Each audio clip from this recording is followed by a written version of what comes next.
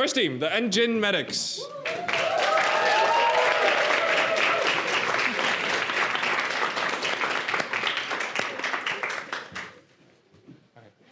If you guys want to hold this mic, it's just for recording. It doesn't.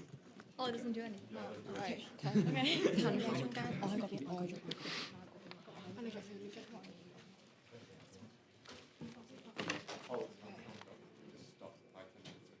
Where's the timer going to? Okay.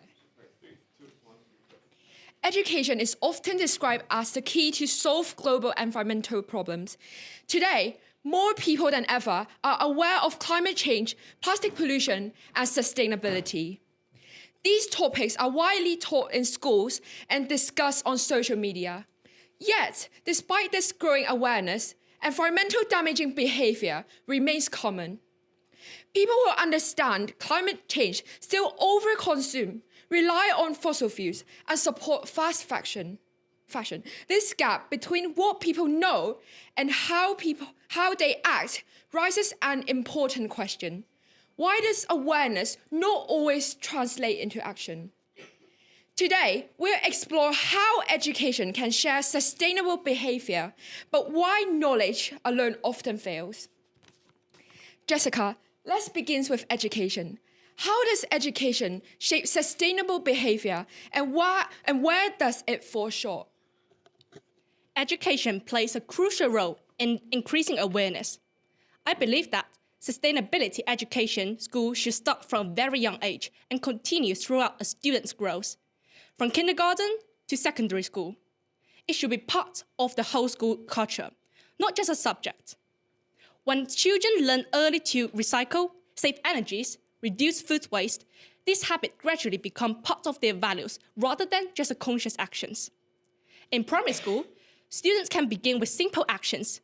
For example, maintaining a school garden, participating in a plastic-free day. As they grow older, learning can become more complex. For example, calculating the school carbon footprint, analyzing cafeteria food waste, or design community environmental projects. This way, students not only learn the theory, but also actively practice sustainability. For example, Green School Bali teach sustainability through daily practice. Students grow food, compost waste, and take part in zero waste projects, learning to see environmental responsibility as part of everyday life. Yet, many people know sustainability is important, but they do not act, often because they feel their efforts are tiny and inconvenient. That's why teachers and school staff must lead by example, showing students that sustainability behaviors are normal, are impactful. Parents are also play an important role, practicing the same values at home. When schools, teachers, and families work together, students are more likely to internalize their habits and do awareness into real long-term. Ultimately, sustainability education is about shaping responsibility and action over the long term.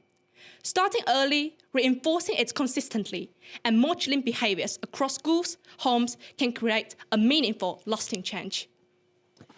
Thank you, Jessica. Valerie, from a psychological perspective, why does awareness so often fail to create action? One major reason is that many human behaviors are driven by habits rather than conscious decisions. Many unsustainable behaviors, such as leaving lights on, wasting food, or buying fast fashions, are routines and automatic. For example, in the UK, people own dozens of pieces of clothing that they don't need. On average, about 30% of them are wasted, showing how buying habits outpace actual use. Even when people are aware of environmental consequences, habits are difficult to break. Take fast fashion as an example. Many consumers know that fast fashion actually causes pollution. Yet, global clothing consumption continues to rise because fast fashion is convenient, cheap, and socially normal. This problem can also be explained through present bias, where people prioritize immediate benefits like saving money or time over long-term environmental outcomes. Climate change feels distant, whereas convenience feels immediate. Another factor is perceived lack of impact. Individuals often believe their personal actions are insignificant compared to global environmental problems. This can lead to apathy, where awareness actually disencourages action rather than encouraging it. Thank you, Valerie. Beyond psychology, social norms and inequality also shape whether awareness leads to action. So, Carmen, how do social norms and inequality influence whether awareness turns into a sustainable behavior? So, social norms strongly shape behavior. People are more likely to act sustainably if those around them do the same. For instance, in schools where reusable water bottles are common, students bring them without even thinking. In places where disposable bottles are the norm, people may feel uncomfortable doing something different, even if they care about sustainability. Recycling provides a very strong example. In Germany, a recycling rate of over 60%, while countries with weaker recycling systems have far lower rates. This difference is not because Germans are more environmentally aware, but it's because recycling is socially expected and supported. Inequality also limits the impact of education. Sustainability education often assumes people have equal ability to act, which is untrue. Eco-friendly products are usually more expensive, and lower-income households may prioritize affordability over sustainability.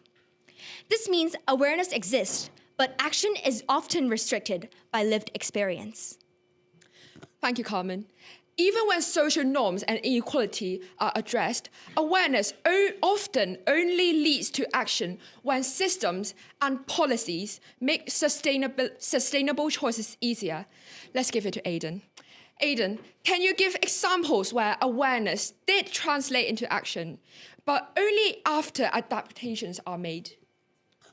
One of the strongest examples is plastic bag charges. In the UK, during 2015, after a 5p charge was introduced, plastic bag use dropped by over 95% in most major supermarkets. Awareness of plastic pollution already existed, but behavior changed only when policy made unsustainable behavior inconvenient. Another example is energy-efficient lighting. LED bulbs use around 75 to 80% less energy than traditional bulbs. Many countries are phasing out inefficient bulbs, like China. Under the 14th five-year plan and dual circulation model, the government supports the localization of critical LED technologies and supply chain independence. This means people naturally reduced energy use without needing to constantly think about sustainability. This shows that behavior changes made effectively when sustainable choices are the default. So how can education be adapted to better translate awareness into action? Education should be practical and action-oriented, starting from a young age and continuing throughout a student's school journey. Schools that actively involve students in sustainability initiatives, such as reducing food waste, running recycling programs, conducting energy audits, and even develop a small renewable energy project. Help students know that knowledge into real habits. Research shows that students engaged in hands-on sustainability projects are more likely to maintain eco-friendly habits at school and at home, especially when teachers, staffs, and families more do all same value. Education is essential for building awareness of sustainability issues, but awareness alone often fails to create action. Habits, psychology, social norms, inequality, and real-world systems all influence behavior. The most effective changes occurs when education raises understanding, systems make sustainable choices easier, social norms support change, and inequalities are acknowledged. When education moves beyond awareness and connects with how people actually live, it has the power to create lasting, sustainable behavior. Thank you.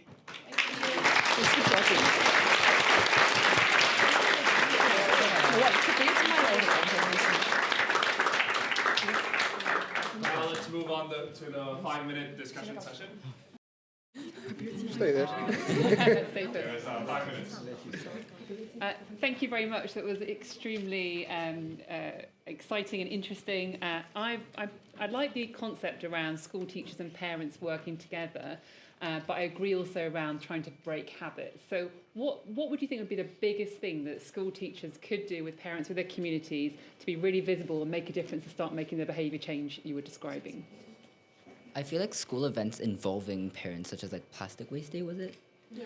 Plastic Waste Day, involving the parents, where the parents are also involved in activities such as like recycling or reusing plastic bottles, would also be like help teachers and parents teaching the kids at the same time. Like turning the lights off when you don't need it, and like use water less if it's not that important. Just adding to that point, I feel like parents and teachers, they can also like teach their children, because like the whole world, it's basically like, let's say, a family. So everyone is kind of connected. So if everyone learns from their parents or teachers, then the world will be a better place. Thank you.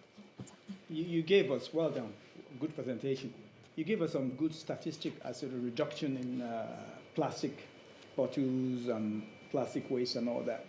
What other things do you think needs to be done or implemented? What kind of rewards do you think we need to give to people to be able to encourage them to do more of these things?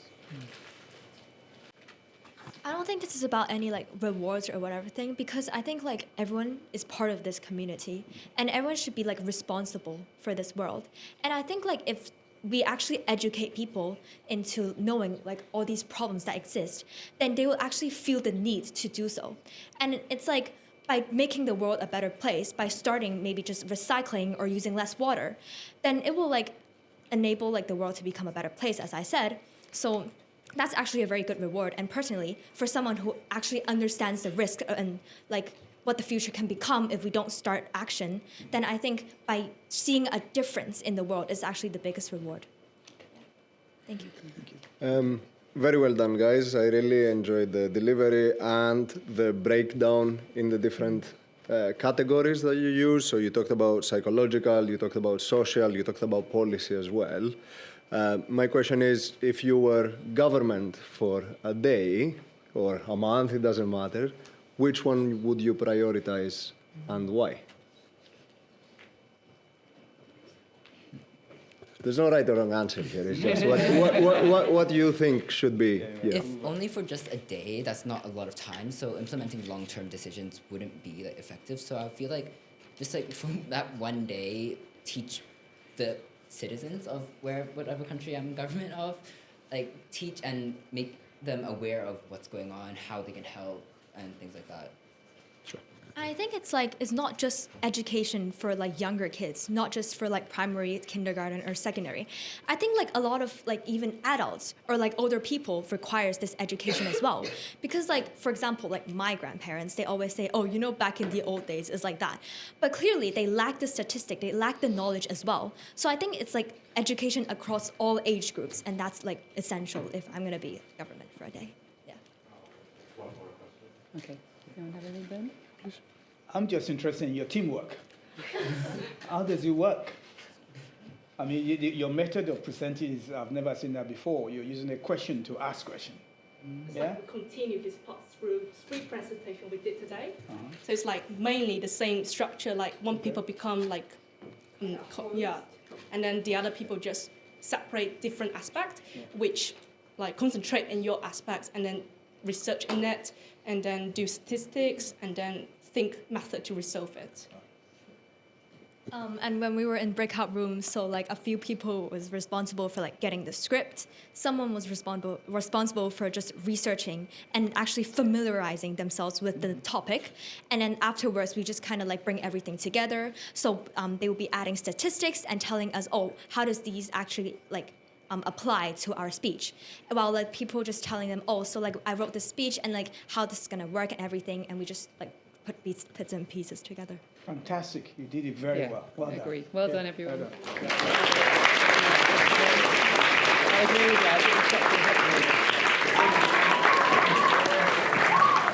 I'm Jessica Feng. I'm Valerie. I'm Carmen. I'm Ellie. I'm Aiden. And we're from the National Mathematics and Science College. And we are the Enginemedics. Good job, guys. Good job, guys. So, how are you guys feeling after that performance? Relieved. Yeah, really relaxed. Yeah, we feel really. Yeah. Yeah, that's good. That's good. How do you think about today in general? Have you guys learned a lot from the judges, or how has it been? So I think after round one, a judge just told us that, oh, maybe you can add more statistics, maybe you can add more real world examples. And she gave us some examples on Vietnam, I think. And then we tried to put that into our round two as well. So we learned a lot of things. And also the judges' feedback are actually really good. And they actually give very specific feedback to us. And they also wrote us a sheet just to give us feedback for our own speech. Yeah, for sure. Why did you guys join Speaking for Tomorrow? What was the motive, and do you think that fulfilled today? Because we're all really introverted, and we're basically we have social anxiety. So we wanted to challenge ourselves, and we wanted to join a public speaking competition just to feel proud. Yeah, and many of us wants to be medics in the future. And engineer. Yeah. So we think it's actually a very good opportunity to just research into this, because I think it's health related, and this opportunity is really good for us to just focus on a specific topic to research into to learn more. Yeah, and in the future, if we want to do engineering and medics, we need to have lots of public speaking experience. So this is a good training for us, like interviewing or do in the university is really useful. Absolutely. Well, good luck, guys. We'll see what happens later. Thank you.